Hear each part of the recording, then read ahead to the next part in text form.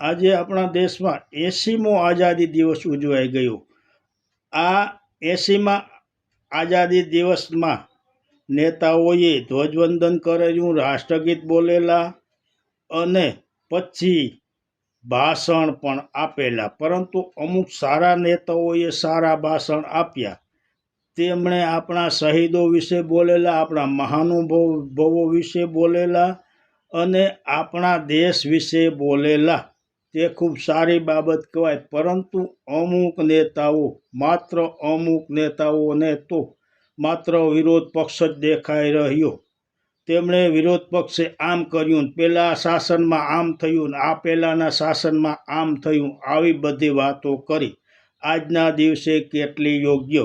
આજે તો આપણે દિવાળી જેવો ઉત્સવ મનાવવો જોઈએ, દુશ્મનને પણ મિત્ર ગણવો જોઈએ। પરંતુ આ નેતાઓને તો વિરોધ પક્ષ જ દેખાય છે।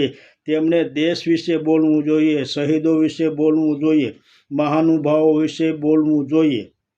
અરે પહેલાંના મહારાજા રાજા રજવાડાને જુઓ, તેઓ કઈ રીતે જોતા।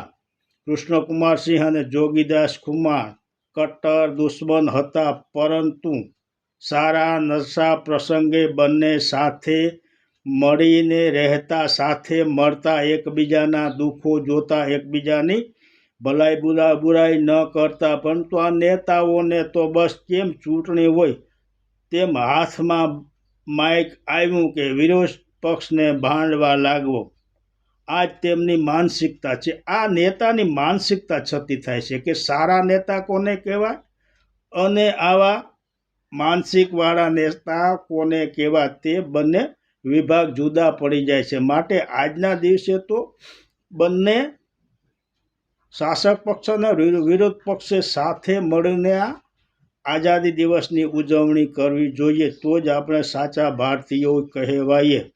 જય માતાજી।